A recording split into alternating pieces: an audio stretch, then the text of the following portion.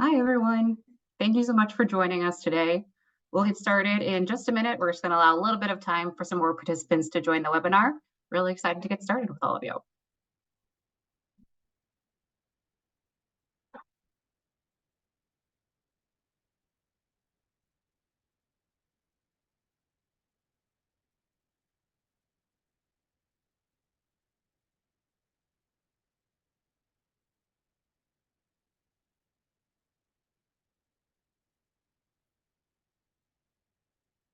Great. So looking at the time and seeing the numbers of participants we have joined so far, I think we'll go ahead and get started.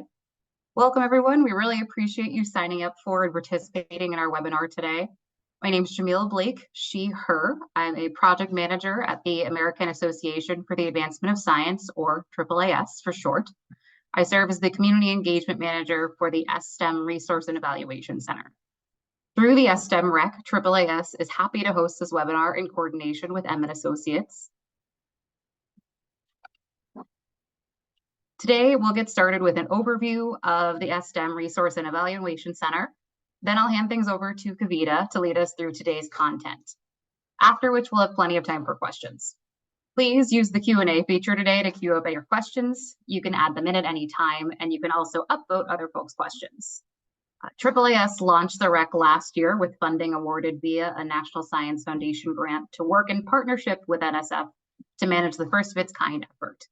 While the REC is managed by AAAS in coordination with NSF, we could not reach our goals without the significant contributions of our team, which includes MN Associates, who leads the grantee and potential grantee evaluation capacity building efforts, AIR, which leads the assessment of the impact of the STEM portfolio, QEM, which informs our efforts to support and learn from a broad array of types of institutions, and CIRSE at the University of Washington, which is evaluating the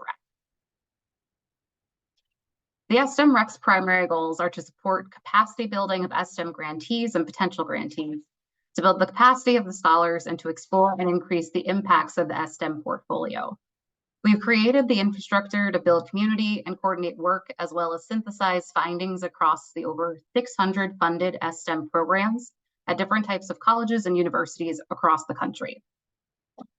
This slide illustrates the range of activities that are managed by the REC. The REC will achieve its goals by carrying out 5 essential actions. Specifically, the REC provides resources, knowledge, and connections to support STEM program leadership, professional development and career building opportunities for STEM scholars, community building and communications for coordination and awareness, and a synthesis of the evidence about the impacts of the STEM programs. We welcome you to visit our website to learn more and join our mailing list to stay updated and informed. Before we get started, I just want to go over some quick housekeeping items. Please make sure your microphone is muted, just so we don't catch any background noise throughout today's discussion. If you're comfortable doing so, please turn on your camera to engage with us. The Q&A feature is enabled, as I mentioned, and it should show up as an icon at the bottom of your screen. Please share your questions here rather than in the chat, and it's never too early to start adding them. Let us know what types of questions you'd like to be answered today. If you see questions that align with something you're thinking about, or something you just think is a good question that you'd also like to hear the answer to, please feel free to give questions in the Q&A feature a thumbs up, and that'll help us to prioritize which questions we are able to answer during the time we have today. We welcome you to introduce yourself in the chat. Feel free to rename yourself to include your institution and your pronouns if you are comfortable doing so. Closed captioning is available. Please feel free to click the CC icon in Zoom if you don't see them already on your screen. We hope you don't have any, but if you do have any technical difficulties today, please send an email to my AAAS colleague, Rachel Stivers. She can be reached at rstivers@AAAS.org. Also, feel free to reach out to her in the chat. Our event today is being recorded, and the slides are available at the STEM Rec website. We really appreciate your feedback on the webinar itself as well. So let us know how useful it was to you, any suggestions you have for improvement. At the end of the webinar today, a short survey will appear on your screen. If you're unable to take it at that time, we'll also be sending that out via email. Please note that while promoting engagement with M&A as a REC partner, this does not indicate an endorsement as evaluators by the National Science Foundation. And so with that, I will turn things over to Kavita to start discussing developing and using a logic model for your NSF STEM proposal. Take it away, Kavita. Thank you so much, Jamila. Hi, everyone. Good morning or good afternoon, based on where you are joining us from. I am Kavita Mittapalli, and I'm here joined with my teammates, Nina De La Salas, who's a senior associate at M&A, and also Stephen Petrides, who is an associate at M&A. We are a research and evaluation organization. We are also the evaluation TA providers for the STEM REC at the American Association for the Advancement of Science. So glad to be here with you. So before we begin the session today, I'd like to mention two important things. One is the audience for today's session, prospective and current STEM PIs, Co-PIs, social science researchers and evaluators, and the focus being logic model development for all the STEM proposals for all tracks. Next slide, please. So as part of our work as the evaluation TA providers, the activities that we have planned through March 11th, which is the due date for all the tracks of the proposals, 24-511, the solicitation number. We did two webinars last week, February 1st, an AM and PM session. I believe many of you actually attended, and thank you for being there and also asking some really, really good questions. So we are collating all the questions, and we will be sharing them with everyone very, very soon. And today, the session will be primarily on logic models, the importance, the what, why, how of logic models. We are also, as I mentioned, collecting the FAQs from today's session and resources on generation of knowledge and evaluation specifically related to study plan, design, methodology, budget.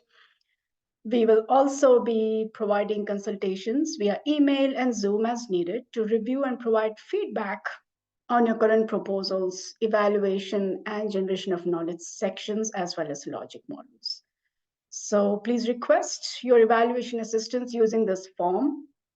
Please allow at least 48 hours for us to respond, because last year we received over 50 queries, and it took us a minute to go through about 50 proposals. So please bear with us as we go through the emails and requests, and we will get back to you as soon as we are able. So here are some of the objectives for the webinar. Primarily, we want to assess the STEM grant project stakeholders, again, as PIs, Co-PIs, evaluators, and social science researchers, and also institutional research members and grant writers in developing the project's logic model. We also want to identify some common design features and examples of logic models, which we will go through today. The secondary aspect here is engage the prospective STEM grant project stakeholders, develop a standard resource portfolio on the website through the lifespan of the STEM project, and also gather questions and understand the needs of attendees as well as current awardees. The agenda today, I will very quickly go over the changes for the 2024 STEM in just probably one or two slides. The solicitation number is 24-511. We'll launch a very quick poll asking some very basic questions just to kind of know who you are, where you are logging in today, and what are some of your needs. And then we will spend the bulk of the time talking about theory of change, logic model. I'll share some templates and also real examples of an STEM logic model. And you will also get to engage with your peers and your colleagues and do an exercise. We will wrap it up with how to engage a researcher and evaluator, both pre and post award, and take some questions, provided we have some time, and share some resources as well. So there you go. So very quickly, the main changes that have happened for the 2024 solicitation. The biggest change is the track 2 amount has decreased from 2.5 million to 2 million. The rest is the same. The maximum scholarship amounts has also increased to 15K per year for undergrads and 20K per year for graduate students, which includes the master's and PhD. The maximum duration of scholarships has been increased to 5 years per degree, and the scholarship calculation, the scholarship should meet the student's unmet need up to a maximum allowable amount that hasn't changed, and the STEM remains a last dollar scholarship. It's highly encouraged that you would involve your financial aid officers in order to determine the definition of low income as it pertains to your institution, the scholar's eligibility, and to determine and calculate the scholarship amount. So this is really critical. In terms of the project viability, proposers should demonstrate that the comparable numbers of eligible students have already enrolled in the STEM disciplines to complete their respective degrees. So this slide, the most important thing as I see it is, number one, the evaluation plan logic models may be included either as a supplementary document or as part of the project description. Now, if you are an evaluator, a social science researcher, or a person who is generally a little paranoid with some trust issues, I would just go ahead and include that, make some space in the project narrative. The reason being that there are many applications in the pile, and what if the reviewers forget to see the supplement? But again, it's just me. So I would just go ahead and add a logic model. But if you feel that you are really kind of struggling with the page numbers and you don't have that much space, then go ahead and include it in your supplementary document. Again, so the evaluation plan logic models may be included either as a supplementary document or part of the project description. This is also a very big change. It is required for sure. For the planning collaborative, to date, I have not seen a logic model because you're really planning your program. You don't know how it's going to be shaped up, how it's going to go.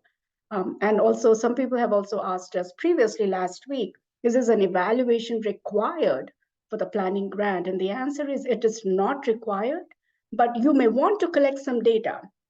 The PI or the co-PI could actually collect some data because obviously you're going to build based on that data for your track 1, track 2, or track 3. So that's my understanding.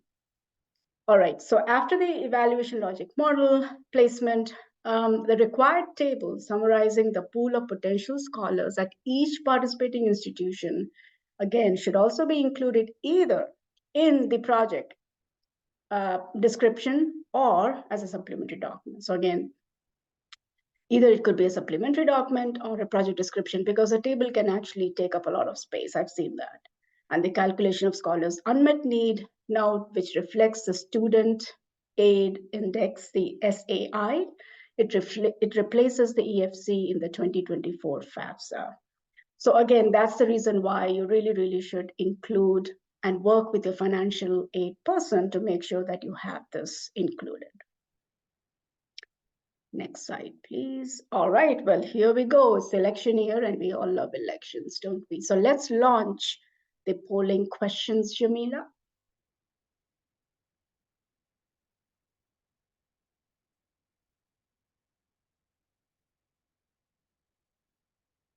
So who's in the room with us today? So please let us know if you are a PI, co-PI, a grant writer, evaluator, researcher, or other.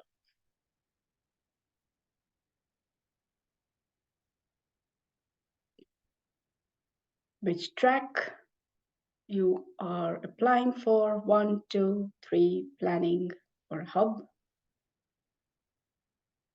Your institution type, community college, research 1, research 2, doctorate, other. Is your institution an MSI? And is this your first time submitting this? It's a really great mix. So thank you for taking this poll because it helps us also to understand who is joining us and how we can cater to your needs.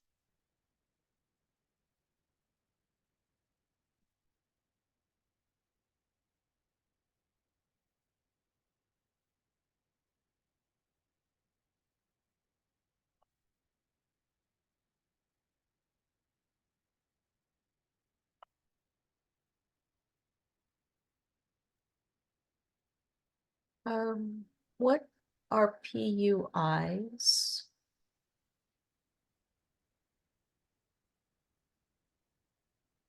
It's predominantly undergraduate Oh, okay, institutions. okay, that probably is it, yes. Yeah, yeah. Yep, certainly I think we have missed that question. Thank you. Yep, thank you, Jane.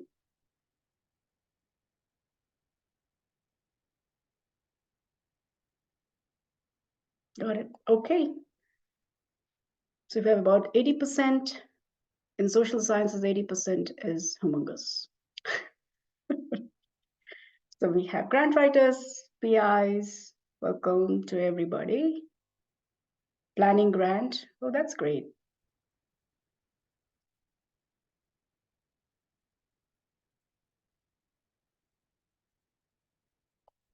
So actually, Matthew and others, if you could all put in your questions on the Q&A, that would be useful.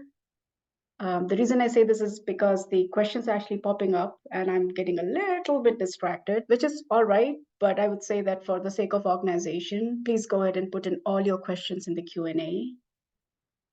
And Nina is actually collating them and grouping them so we can take all of them at the end.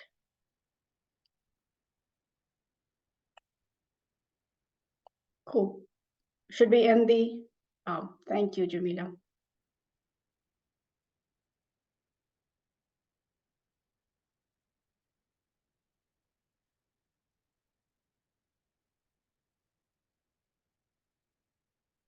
All right.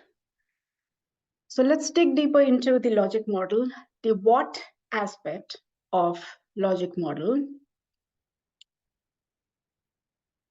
So the logic model essentially is a visual representation. Most of you probably have worked on a logic model or a diagram that clearly outlines the logical relationships. So look at these keywords: visual representation, logical relationships between the various components of a program. In your case, it would be your STEM grant. It also provides a structured way to illustrate how the various components, such as resources, activities, outputs, and outcomes. We're going to talk about each one of them in greater details. These are your components, are essentially interconnected and contribute to the overall goals of the initiative. So visual representation, logical relationships, structured way, and interconnected. The primary purpose of your logic model is to clarify the underlying needs, assumptions, and context behind your STEM grant and how well you would communicate this information clearly and concisely. So that's the what of logic model. So these visual representations or diagrams act as a blueprint for all the programs, projects, or interventions. They are also interweaved with the components and interact with each other to achieve the goals of your STEM program. A logic model is like a treasure map of a program, guiding everybody involved, the PI, the co-PIs, the evaluator, the social science researcher, guiding them through the logical twists and turns with the clarity of a well-crafted plan.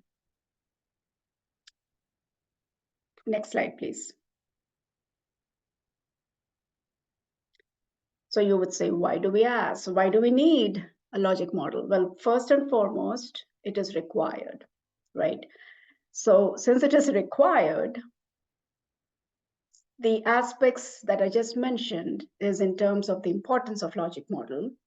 It really depends on the role of the person who is using or is going to be using the logic model for their own purposes. So a logic model is important for the grant proposals overall because they work as a map. They are clarifying the relationship between the components, the ones that I just mentioned, the activities, the resources, then the outputs and the outcomes. And Ultimately, they're informing the extent to which the goals and objectives of your STEM grant actually have been met or not. For the grant proposals overall, they help the proposers articulate their program's objectives. If I do a certain thing, can I hope to get the intended output and an outcome? It also helps to identify some potential gaps and needs in the program's design, allowing the proposers to make the necessary adjustments before submitting the proposal. At the same time, for evaluation, a logic model really provides a general framework for evaluating the effectiveness of a program and/or a project. So for different people, the logic model provides different purposes. Okay. The various parts of the logic model, right? So the key components of a typical logic model are inputs or resources, as I mentioned, components, activities and processes, outputs, outcomes, all within a context with some assumptions. So the inputs and resources are typically the ones like NSF funding or any funding, staff, equipment, materials that are directly invested in the program, right? So those are your inputs and resources. The next one is activities or processes. The specific actions and processes that are carried out as part of your STEM program, including the evidence-based practices. I'm going to use the EBP quite a lot today. So those are the interventions or the strategies, services, and other planned activities. Those constitute your processes and/or activities. Now, the outputs are the direct and immediate products or results of those activities that we just talked about. These are often quantifiable and tangible, such as the number of workshops you conducted, the number of sessions you had on a professional development training, or the number of industry visits that you had in a particular year or throughout the grant period. Number of participants reached, number of scholars recruited, number of scholars that were supported, and any number of materials and types of equipments that were actually purchased. Those are the outputs. So these are the direct and immediate products or results of the activities that were conducted. They are often quantifiable, number of. Outcomes, on the other hand, are the short-term, intermediate, or long-term changes or benefits that result from the outputs, the activities, the inputs, and the results. The outcomes are categorized, as I mentioned, as short-term, intermediate, and long-term. So the short-term outcomes could be immediate changes that may occur as a result of your STEM grant. Intermediate could be changes that could occur in the medium term, building on some of the short-term outcomes, maybe 2 years, 3 years, 4 years. And the long-term outcomes are really something more as related to, say, broader impact that probably are happening outside of the grant and beyond the grant period itself. So those are some of the outcomes. Now, all of this actually really sits under the context and assumptions. So what is a context? What do we mean by assumptions? So assumptions are really the beliefs that we have about our program from the get-go, which involves the people, the way we think the program will work. This is the underlying theory that we are talking about, and also the underlying beliefs that may influence our program. These could be the needs, the problems, resources, some of the staffing issues that may be at their institution, and also the assumption how the program may actually work. Certain assumptions are embedded in earlier examples and some of the examples of the logic models, and sometimes we see that the logic models do not even have the context or the assumptions. But the way I would construct a logic model is that I would include the context, I would include the needs and assumptions, because that gives us a much more holistic view of how we see our STEM program. Next slide, please. So having gone through the components, let's look at some of the examples here. You may have also come across a term theory of change and logic model. And also some of you here, you may have seen this screen shot from last week, where I wanted to touch upon this aspect of theory of change and logic model. How are they similar? How do they interact with each other? So bear with me if this is a repetition, because I feel that it might actually reiterate the point again. So the solicitation, as I mentioned, says that the theory of change or logic model is expected in the appendix or in the 15-page narrative. So if you decide to have the logic model and or the theory of change within the project narrative, where would you place it? Typically, you would place it in the evaluation section.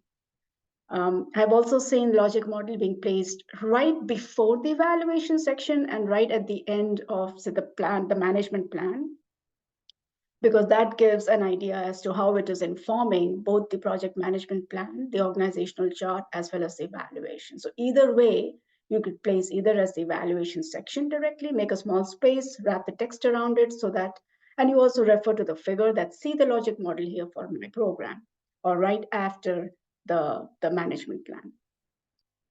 So now let's talk about how the theory of change and logic model are similar and how are they different. As you can see from this image, there is some overlap between the two in terms of the metrics and the indicators of success, especially as it relates to the outcome. However, the way I see it, the main distinction between a logic model and a theory of change is that a logic model describes a much more linear and logical sequence showing what the intervention's intended outcomes are, using very definitive and deterministic statements. If I do this, if I provide X in terms of resources and inputs, then I might expect the outputs and outcomes, the X and Y. While a theory of change includes a much more causal mechanisms to show why each intervention component is expected to result in the intended outcomes. If we provide X, A may support or hinder the result to form Y. So it is not linear, but you will see that there are various aspects that are interacting with each other to help inform the ultimate outcome. So though logic models ideally include a section for contextual factors and assumptions, as I mentioned, but in most cases I've seen that they are very linear, they are very matrix in a very tabular form. So again, it really depends on how you want to conceptualize and design your study, the way you think, the way you want to see your STEM grant be represented in a visual. It really depends on you. So one of the really great books that I often refer to when designing a logic model or a theory of change is Michael Patton's Utilization Focused Evaluation, 4th edition, 2008. There are a bunch of pages, a really good chapter on this. So go check it out if you want to. If you haven't read this, it's a really, really great resource. So how does it look like when we combine, say, a logic model and a theory of change? So for those who, again, attended my session last week, this content will sound familiar and somewhat of a word salad. But bear with me again, because everything will come together as I talk about each and every part, how they inform each other, and how it is really useful to have the context in place while designing your study. So in logic models and theory of change, epistemology and also ontology really play crucial roles in shaping how we conceptualize our program. So epistemology really is about how we gather evidence. So for our PIs, co-PIs, our STEM faculty members, it is really about what kind of techniques, what kind of data collection sources are we using to collect the information. For ontology, really is that what are the fundamental beliefs that are underlying the whole concept of theory of change. For that, it really goes back to what I mentioned, that it's not linear. Life is not linear. We know that. Our careers are not linear for that matter. And context really matters. There are always influential and influencing factors and assumptions that have a great influence on our outcomes. Next slide, please. Okay. So I was just fascinated. I was just reading about theory of change and logic model, and I came across this particular article, which is called Theory of Change. No, it's called Theory of Systems Change, an Initial Middle Range Theory of Public Health Research. It was completed, I believe, in just last year, 2023. And you will see here how it mishmashes theory of change. It goes into the policy aspects. It looks into the program at a systemic level and sees and basically looks at the components as to how they inform the outcomes ultimately. So if you are philosophically inclined and you have some time and you really want to see how STEM can actually have a profound impact on your institution, on your scholars, on your program overall, and you want to get creative, this is also another great example of combining theory of change and logic model. Next slide, please. Okay. So here are two templates. I don't have the Word document for these because I basically got the resources from Evaluate, our good friends from Western Michigan University and University of Wisconsin Extension Department. But I'm pretty sure that you can recreate these. The evaluate.org actually also has, if you just Google and say logic model templates from evaluate.org, you should come up on this page, and there's actually a help document and actually a guide. So a couple of months ago, I believe last year, they invited me to help design and redesign and revise their guide. So I have a little bit of stake in devising the first template. So there are different templates, there are different designs. Again, as I mentioned, it depends on how you conceptually look at your program and what kind of changes you want to see happen within your STEM grant. So these are two really good templates, and I would encourage you to create your own. Next. So here's another template with some hints, especially if you are confusing between outputs and outcomes, which is often one of the biggest source of confusion. Here's another one which is related to education. So you can use this as an example. Specifically, as I mentioned, inputs are the resources which will be used. For example, NSF funding, advisory panel, industry partners, in-kind contributions, resource centers. So this is, again, comes from ATE, the Advanced Training and Education, NSF grant. Activities, what are some of the things that the project will do or provide? As I mentioned, these would be the evidence-based practices, the EBPs. So in this case, this is for ATE grant, for community colleges, two-year institutions, establish regional partnerships, develop a curriculum, conduct workshops, provide research or field experiences, hold conferences, establish articulation agreements. In your case, and for STEM grants, it would be something else in terms of having a summer program. It could be summer camp, it could be dual enrollment issues, or it could be some other activities like tutoring, mentoring, faculty mentoring, advisement. Those are some of the key EBPs for a majority of STEM grants. Outputs, as I mentioned, these are the quantifiable items. So for us, it would be how many, how often, and what sorts of observable and tangible results will be achieved. These could be people engaged in terms of how many scholars, faculty members, industry partners. It could be number of, as you envision would happen during your grant period. Also the curriculum materials. This is again as an example from ATE. Publications issued may not be related to us, but again, this is just an example, and certification standards established. Thanks, Nina. This is an excellent source. The short-term outcomes, as I mentioned, what will occur as a direct result of the activities and outputs, typically changes in knowledge, skills, attitudes. Last week, I talked about the affective changes, behavioral changes. And those are the short-term outcomes. Like high school students have increased awareness of technical career opportunities. Faculty improve their pedagogical skills. More students enter the workforce, or more students enter the STEM, or we have more people, more scholars completing their programs on time. The midterm outcomes, what results should follow from the initial outcomes? Typically changes in, again, behaviors, policies, and practice. These could be at the institution level. For instance, there is an overall improvement in the retention in STEM courses. There is more effective classroom instruction or pedagogical changes, or increased number of job placements in your area, again, depending on what you actually proposed. And there's an increased employer satisfaction and engagement. Then the long-term outcomes, what results should follow the initial outcomes? Again, as I mentioned, this could actually tie into the broader impact aspect. Increase regional economic vitality. There could be an increased diversity in the technical workforce and a much more highly skilled and adaptable workforce. So everything really, as I mentioned, it really needs to tie up with your goals and objectives or your STEM grant.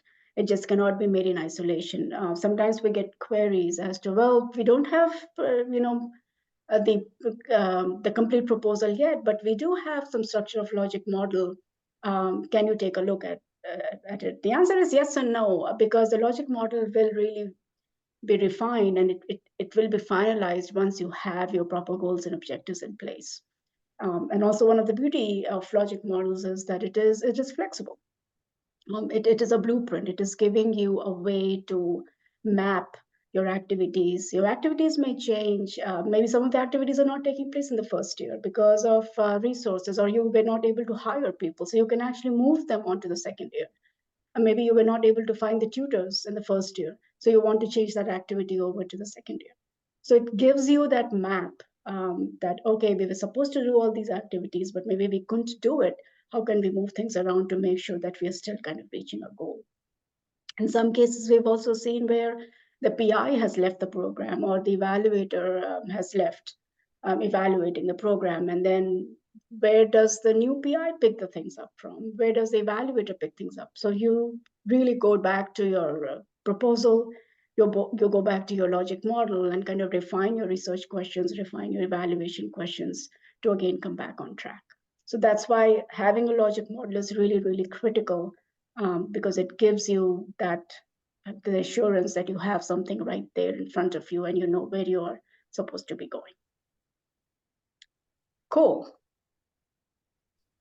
So we are actually making very good time. I am very confident. So now I would hand this over to Nina, my colleague, and we will have you all participate in a short exercise. So take it away, Nina. Okay, hey everyone. So we're going to try and see, hopefully we will not crash Google Docs. But we've created a document, and I'm going to copy and paste it right now, where we've given you some prompts. And hopefully you all can get on and see it. And you can type in and try out the components of a logic model and see how, and you can either use up one hypothetical close to your model, or something, or just as an exercise for you. If you run into any problems, feel free to enter in a chat, but you can pref it to kind of make it easier, because we're going to take some of your information here in the chat and include it in the kind of what we're collecting for summarizing this webinar, if you can preface it by using, the various aspects, like if it's a, input, it's a needs, it's an assumption. If you can do that, that would work as well. And then we will track it that way. So we're going to give you a couple of minutes and we'll start off with, let's see here. So I already have an example there, just a random example to get you started. And keep in mind some of the assumptions and needs, which are right there at the top of the document, keep in mind when you talk about the needs, the geographic and social context of your institution, which track you're applying for, the socioeconomic context of your institution and surrounding community, institution type, underlying needs, both at the individual and also as they relate to your institution, the institutional demographic assumptions, and the potential pool of STEM scholars. And who is your typical student that you're going to serve? So it's 2:40 p.m. on my clock, so we'll stop at 3 o'clock. Or actually, do you probably want to end it a little bit earlier, because we want to just kind of basically review what everybody's written. Sure. So, all right, so so I have 2:42 right now. So why don't we wrap it up at let's say 2:55? Sure. Okay. Excellent responses. You all are pros in developing a logic model.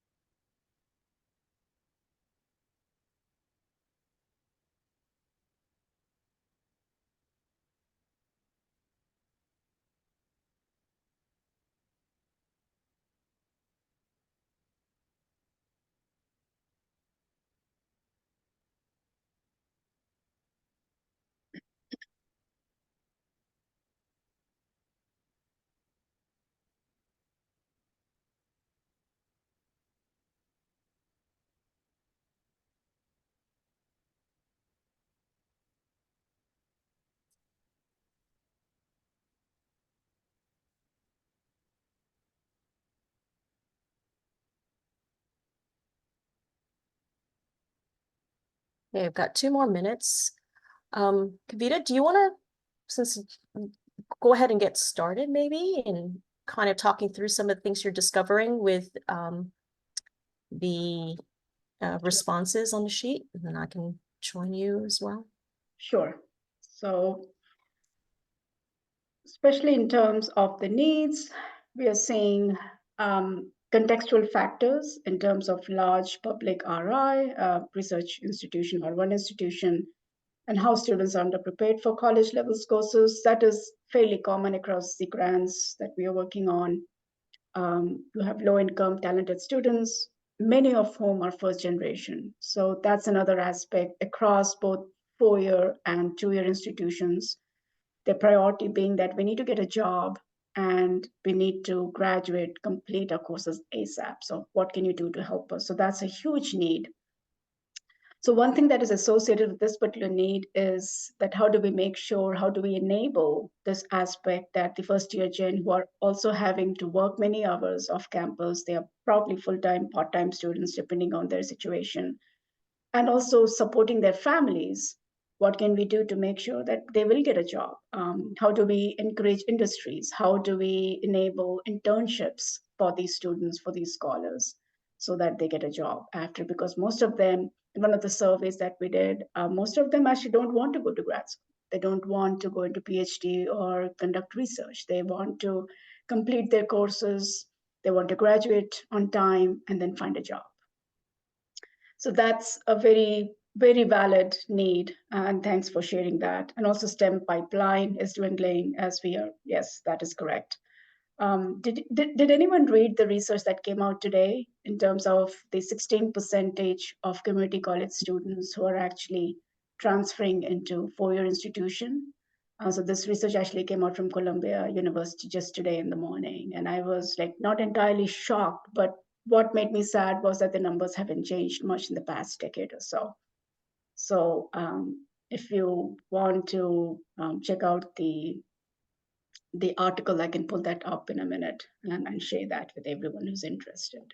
I think it came in higher ed in the morning.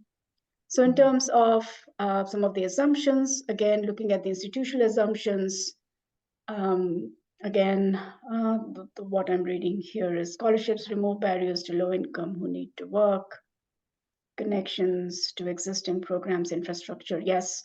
So one of the things that I would encourage you to look into is your institutional capacity, institutional infrastructure.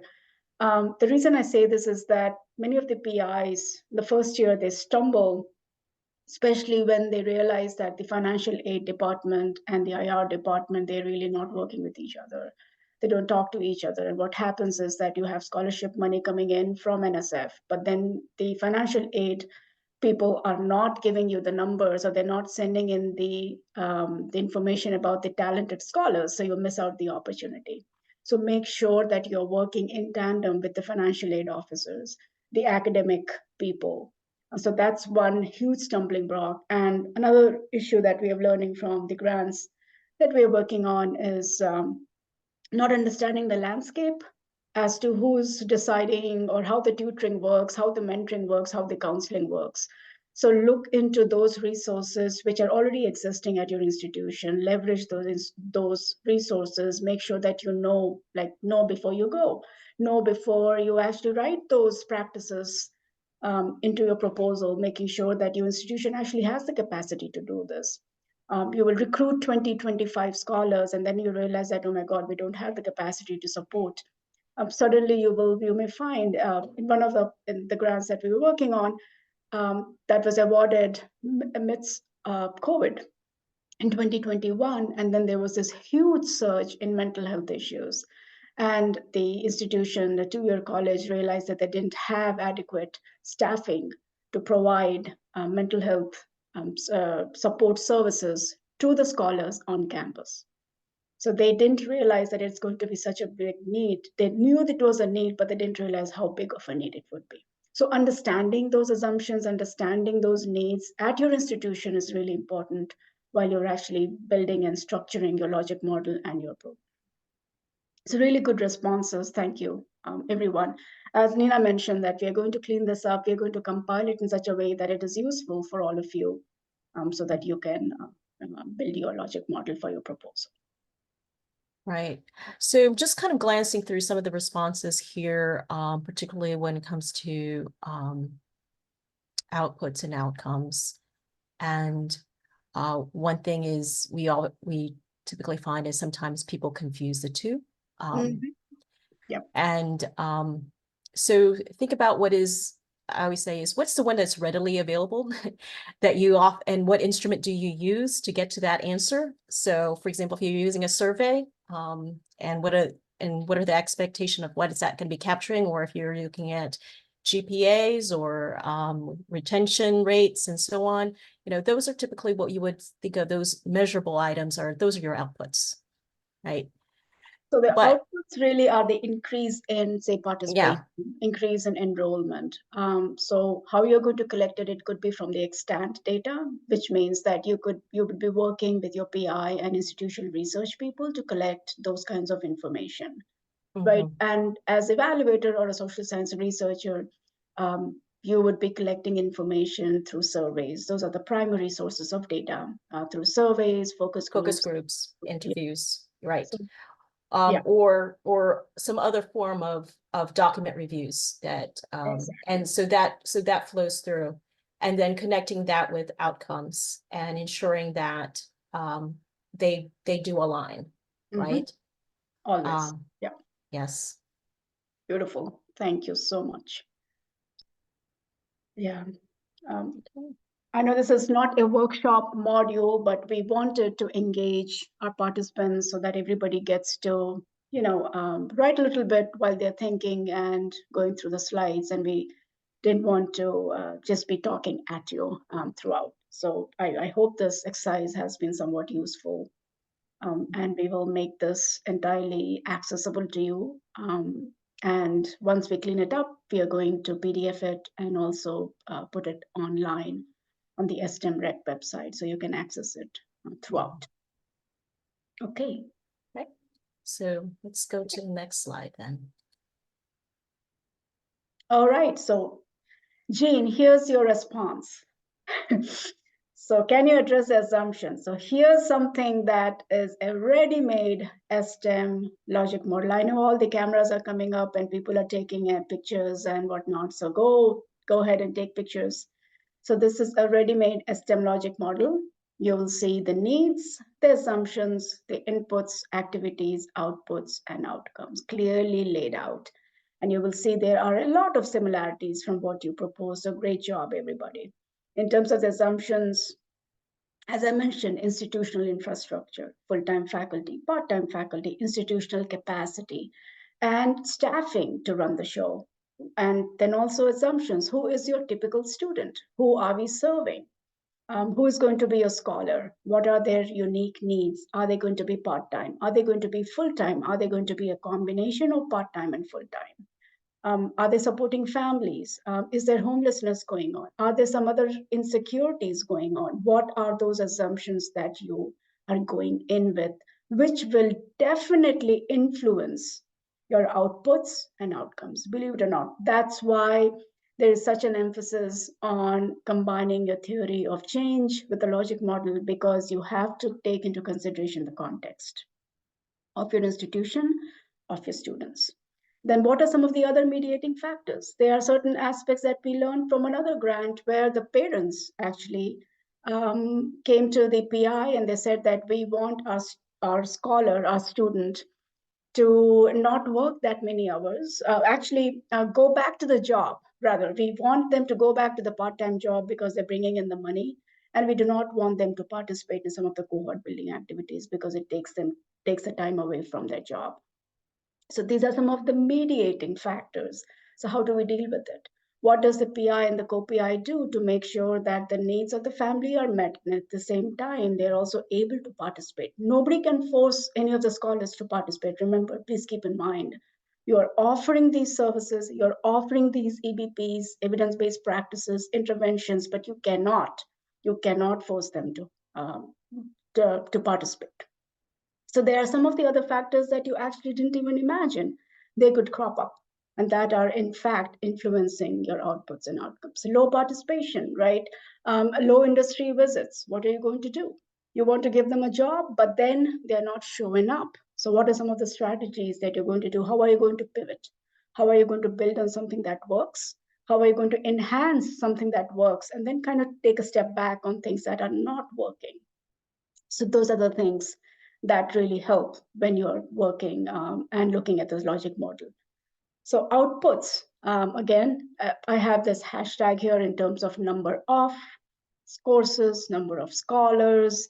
Then you have number of scholars completing the first year seminars, summer bridge programs, then site visits, school visits. We've also had instances where the community college students actually were taken to the four-year institution. They spent a wonderful day talking to the PIs, the co-PIs, and other seniors who have been part of the STEM program. They learn so much.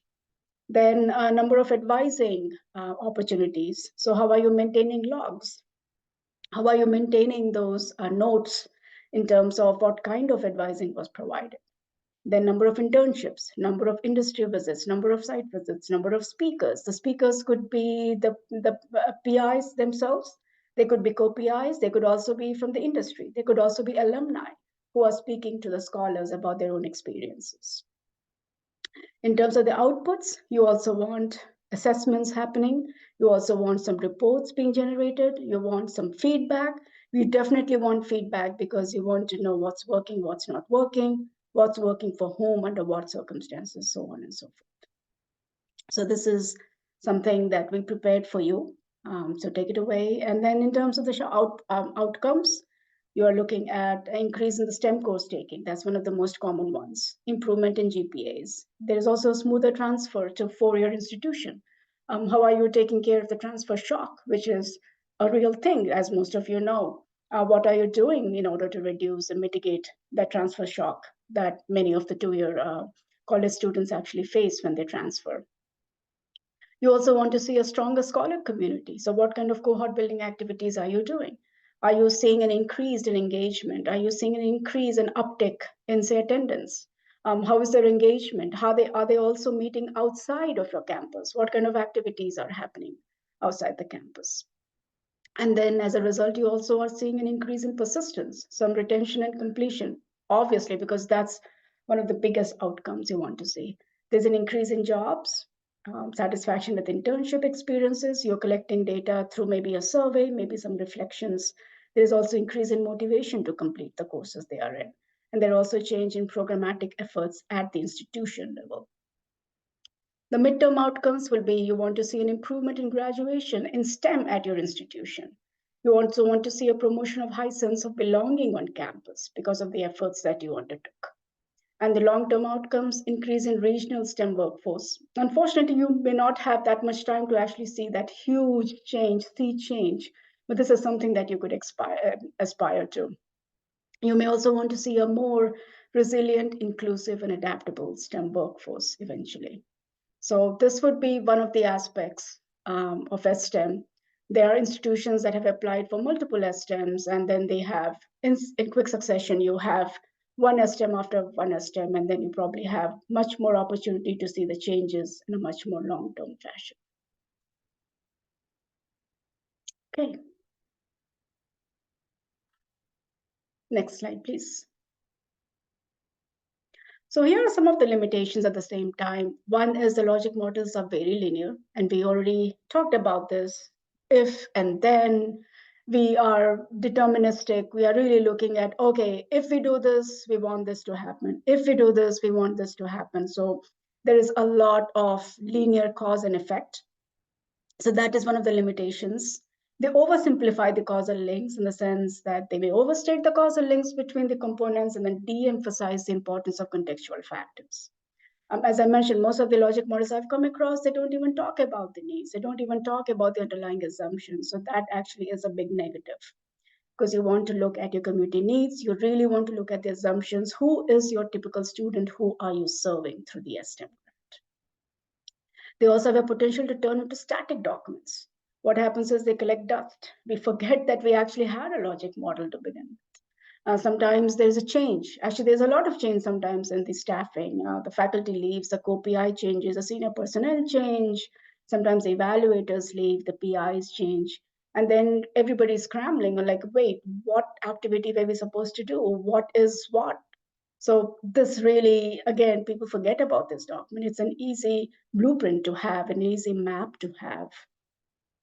Then they also sometimes don't capture the unintended outcomes. So logic models often only include the intended consequences and not something that was completely not assumed, not even accounted for.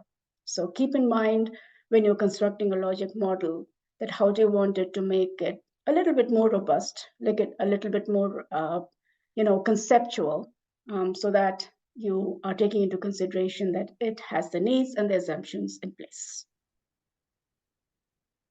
Next slide, please.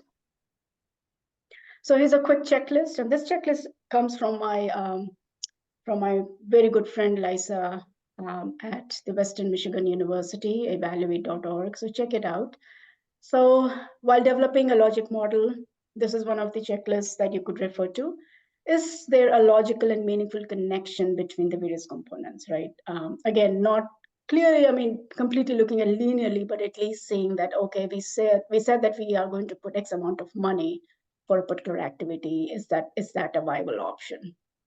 Is it clear? Is it not too cluttered, not all over the place? Like, is it too much, too little, just right, the Goldilocks?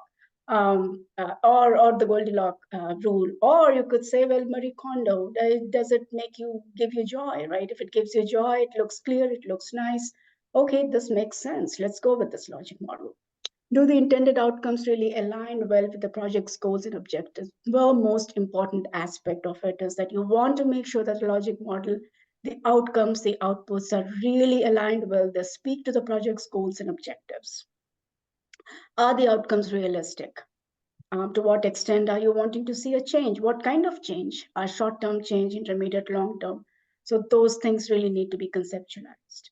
In the short-term change, you cannot completely change the landscape of workforce development near your campus, but you can see a small change happen. Maybe more jobs in a particular industry, maybe a few more partnerships could happen in the said 4 or 5 years, but not the whole landscape in 2 years. Does the logic model take into consideration the needs and gaps? As I mentioned again, make it dense, but to the extent that it kind of makes sense and it is aligned with your goals and objectives. Is the logic model developed in collaboration with your team? It really should not be developed just by one person. Work with your team, work with your evaluator, especially when designing your logic model. Does the logic model contain information to show how the project intends to bring about change over time? Look at the incremental changes, look at the short-term changes, the mid-term changes, and then the long-term changes. Next slide, please. Okay, quickly, I know we are running out of time. So as I mentioned, look at, if you're engaging a social science researcher and or an evaluator, look at them as your partner and collaborator. Make sure that you have them on board now, which is your proposal phase. Engage them early and often. Co-develop your logic model. As I mentioned, you want the evaluators on board because they are also planning the program with you. They are planning the activities with you. And they want to make sure that your outputs and outcomes are really realistic. They are smart goals. They are smart objectives. Your evaluator could be external, or they could be somebody from another department within your institution. So if you are going to hire an external evaluator, look at the general qualifications, if they have worked on any STEM, if they have worked on any NSF grants, and then engage them, especially trying to understand if you are applying for track 3, make sure that the research plan is written by the social science person, the researcher, and the evaluation is really written by the evaluator to avoid conflation between the two. And then also set some general expectations from the third party evaluator as to what are the expectations, deliveries, deliverables, and limitations before and then after the award. Also look into your institutional procurement procedures. If they are written into your grant, will they be awarded the work? Will they be given the work automatically, or do they have to go through a lengthy procurement process? We also often get this question as to what is the budget for evaluation? And the guidance we've received from NSF as of last year is 2 to 5% of the total budget. So this comes from the NSF's guidance from last year. We don't know if things have changed this year, but we are just sharing because this is what we have heard. Okay, next slide. I know I'm rushing because we need to leave some time for questions. And the FAQs are here. Question 25 and 26 relate to the evaluation. So you may want to check it out, especially in terms of, I think there's a question on logic model and there's a question on budget. Okay, only left. Okay, we need to get going here. So one of the things, and I think this is kind of gets a heart of it, question regarding long-term outcomes. So we'll start off with that. Question is, I'd appreciate your perspective on how ambitious should long-term outcomes be. Very aspirational, far-reaching, long-term outcomes may be inspiring, but I'm concerned that reviewers may be dismissing them as rhetorical fluff. Any tips on how to strike a balance between ambition and practicality would be appreciated. Now, in this question, can you kind of help connect the dots between, say, long-term outcomes, generation of knowledge, and then intellectual merit and broader impacts? Because I think you can show that in the logic model, and that helps you with everything else in terms of the write-up. Exactly. So Nina's response to that question is that logic model, keep it real, but at the same time also dream big. So they're not expecting you to make a whole change in the whole landscape, as I mentioned a few times. make sure that you at least have 2 or 3 outcomes that are really reachable, that are viable, that are feasible. And you should explain that this is what we envision for our program, and this is what we expect to see are the intended outcomes. Again, could be unintended outcomes too. But keep it real and also tie it back to your broader impact, because you already are working on a broader impact that actually talks about the things that go beyond your institution, that actually goes and talks about the community change. Right. And you're also contributing to the generation of knowledge, which talks about how are you generating knowledge about outcomes that are related to, say, student learning, to scholar learning, that are related to the cognitive changes, behavioral changes that are expected to happen. And behaviors change not in 1 or 2 years, they really take a while. So what is your contribution in making that happen? So they're just expecting you to contribute actively in those aspects. Right. And it could be even, that can be also related to specific populations that you're trying to address, right? Exactly. Or to the community you're in, if you're particularly in a very rural community, or some other pocket community, say. So that's something to consider. Great. So got a question here, a couple of them regarding to some of the aspects of logic model. So someone raises, what is the social context of your institution? So how do you write up that? So social context really, broadly speaking, it would be where it is situated, who is the population around your campus, rural or suburban, urban, to your institution, what kind of jobs people are into, that is a social context. What is the general income range of people who are around your campus, and who are you really serving? And also the catchment area. We like to use the term catchment area in terms of where are the students and scholars going to come from? What kind of high schools are they going to come from? Are there CTE kind of programs, or are they completely high schools? They're alternative high schools. Maybe you're serving special ed populations. So you may want to mention what is a societal context from which the scholars are going to be served. They are talented, but they're low income. But then what is the story behind that? Do you also include, say, kind of the economic context to the Absolutely. community? This Okay. is geographic, social, economic context. Weave it in a story, right? So the question of why and how and the what, they all need to be weaved in a story. So we've got another question on, we want the inputs to increase over the course of the grant. For example, your short-term outcomes may lead to additional institutional support for your project. Should this be part of the input section or possibly referenced in the assumptions? Again, didn't quite understand the question, Nina, sorry. So I think what it is you have inputs coming in, and I think this is like, what's one of those if-then kind of situation where if they met something, they may lead to another, perhaps an additional input, maybe another grant, perhaps another partnership or something. So do we write this up? Do we not write this up? What do we do?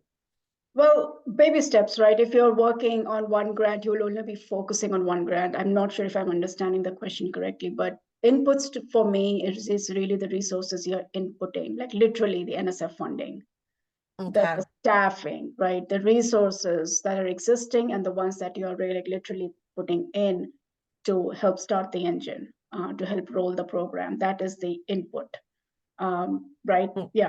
So basically with the exception of the grant, it's already what you have on hand in your institution. How are you leveraging? Okay. Exactly. So don't make assumptions then. It's just with the exception of the grant. Okay. Yeah. All right. And then someone asked also do you have a needs assessment template? Do you know one? Does Evaluate have one? I don't believe so. Okay. I don't know about Evaluate, but we don't have a needs assessment template. Unfortunately, we don't. Yeah, actually, nobody has asked us this. Okay. Yeah. That's a good thing. Then so that's something to think about. Do we need to specify a list of potential speakers in the proposal description? Not necessary. No, not necessary. That's a good Okay. question. Sometimes people have put in industry partners, and that's completely okay. If you already know that they're industry partners, and you could get letter of collaboration from them, go for it. But it's not really essential or mandatory to have the names of the specific speakers, when they're going to talk, what they're going to talk about. No, yeah. Okay. Is there any suggestions for when the STEM can start? For instance, if the notification is sent out in fall 2024, can we start in spring 2025 or fall 2025? So I guess it's, Yeah. expectations. Right. Again, a great question. So typically it takes 6 months to get fully awarded, onboarded, and kind of ready to go. So look at it this way. So your application is due March 11th. All the tracks are due March 11th. And typically within a month or 2 months, the review process begins, right?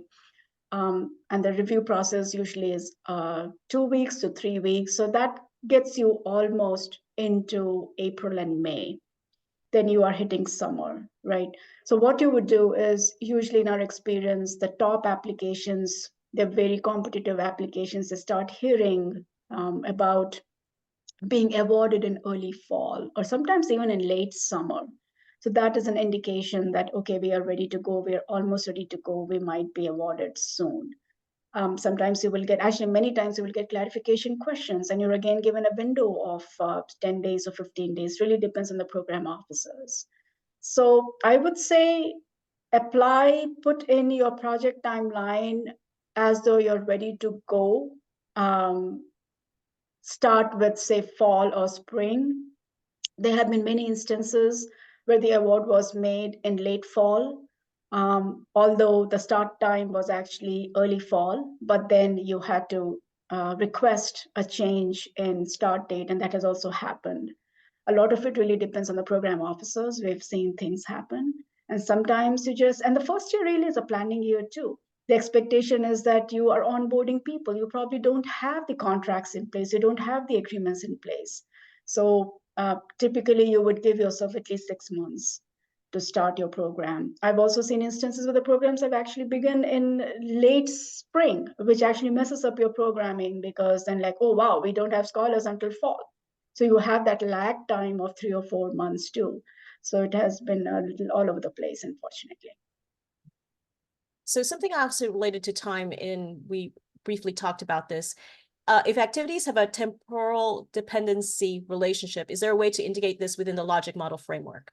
I would say yes. It's a great question. I know that we tabled it. So the way I would look at it is that you write it in such a way that you are building upon something that has happened, or that's going to build upon something that's going to happen. One of the examples is the cohort building activities and also peer-led tutoring. We have seen that as the freshmen become the sophomores become juniors and seniors, they become peer tutors. And that is building upon their own experiences, and they are tutoring the new scholars, the new cohort. So you're also building upon their experiences, and they're tutoring them, they're advising them. So it's a nice model to have, but everything really depends on your sample size. If you're going after track 1, you will see that the cohort is not big enough to actually build on this. So think very carefully as to what you want to do. So let's see here. I want to be cognizant of time. We've got 2 questions having to do with needs assessment and prospective scholars. So one actually is, I think, sort of related to the logic model, but it's more with the project description. In the data table for students where unmet needs and GPAs are included, do we modify this to include our criteria for academic potential, if not only GPA? Do we only show eligible students based on the criteria we have identified? That's, I think, an NSF question, right? Okay. Yeah, I would, yeah. Okay. Next question. This may not be directly part of the logic model, but could you give an example of an appropriate needs assessment of our institution? Is something along the lines of our retention rate for low-income students in STEM is 50%, and literature shows that the retention rates for low-income students increase if students feel a stronger sense of belonging, what we are looking for? Or do we need to show that sense of belonging is low for our own low-income students? So It's obviously not part of the logic model. It goes into the generation of knowledge, the way I'm understanding this, right? So what are you hypothesizing? Are you saying that that's the baseline as to the sense of belonging is less than 50%, and then you want to see a change, an increase in 50, 60, 70%? So that would be your generation of knowledge question, your research question. But at the same time, the way it will fit in the logic model is that the baseline is, say, 50%, and then the change in the outcome could be every year we are wanting to see an increment of 3%, 5%, 8%. So that could be how you can translate your GOK question into your logic model, number of, percentage of, into an output and also outcome. All right. So a couple of, okay, another kind of meaty question here. Before I get too far into this, do you have thoughts on how logic models theories have changed, look differently for various grants, say a planning grant or in track 1 or track 2 or track 3? Short answer is no. The most common ones we've seen is a very linear and a lean logic model, inputs, outputs, inputs, activities, outputs, and outcomes. That has been the most common. But the examples I gave you are something that you can think about. Again, there's no pressure and nothing is mandatory. I just wanted to dig deeper to make sure that we are all here scientists, we are all educated people, and we want to make sure that we do a good job and serve our students well. So I just wanted to dig deeper. Okay, and then are logic models expected for collaborative planning projects? No, yeah, I've not seen them in the collaborative planning projects. Okay. So here's the thing about like the place, we talked briefly about the placement of the logic model, right? So 2 related questions. One, the logic model is now allowed as a supplementary document. Do you know if there are page limits? Can goals be part of the logic model document? NSF question. Yeah, I don't want to say something that I don't know. Yeah. Okay. The other, and here's another one, let's see here. Regarding including the logic model in a project description, what are your thoughts on including an abbreviated summary logic model in a project description to conserve space, and then a more robust, fully detailed logic model into supplementary documents? Excellent idea. If you can do it, go for it. Yeah, beautiful. Yeah, absolutely. Why not? But make sure that you annotate it, saying that there's a detailed, logic model in the supplementary document. Absolutely. Why not? Yeah. Okay, now, as I was asking those questions, I think I see a couple of ones popping up. Really short one. Is there a letter of collaboration template? Yes, actually, the LOC is a standard template that you will find on research.gov. Yeah, there is a standard one, the 3-4 sentences, and you're not to change anything at all. To whom it, yeah, exactly. Okay. Yeah. It's right there. You just need to pluck it from there, add your logo, what have you, and then send it off. It's become very, very simple compared to the last few years where you had to write an essay. Okay, sure. And then we have a question that's, I think, gets harder. Some of the things that we talked about is, one cannot compel an STEM scholar to participate in an activity. Can you speak on strategies to address this that have been successful without violating this rule? The answer is you can never compel. Never.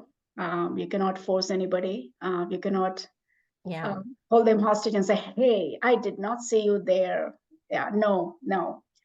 But strategies? Yeah, any thoughts from the field that works? One of the things that seem to work is, the word really gets out when you have an engaging activity, when you are really helping the scholars, people talk.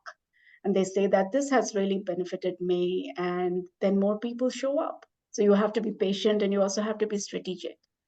You also have to make sure that you are catering to their scholars' needs. If you know that they have part-time jobs, they have other things going on, make sure that you understand that. That's why the needs and assumptions. Don't assume that if you build, they will come, right? You have to make sure that you have all those things well into consideration before. You can also structure and stagger your activities in such a way that more scholars are able to participate, record them, have virtual, hybrid options, and make sure that you are reaching them where they are and not expecting them to come chase you and do the stuff because you want them to do. and this will be our last question. If we're having a survey as part of the evaluation, maybe self-efficacy or sense of belonging, for example, do we need to have actual survey items included?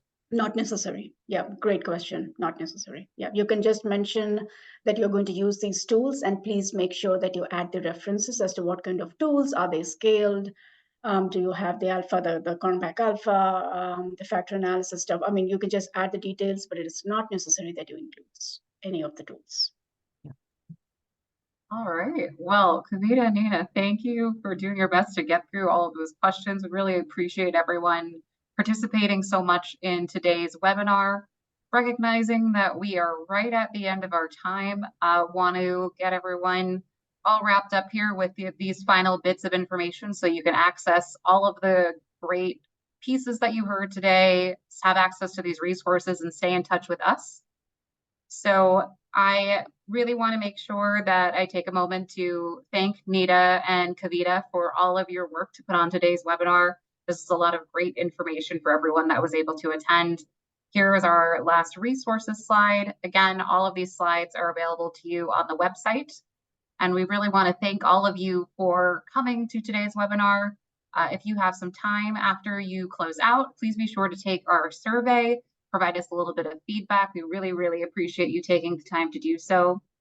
We also encourage you to visit the REC website. That's where you'll find the resources that we've been able to share, all of the slides from today. This session's recording will also be available on the website, as well as all of the links that we've shared in the chat with you.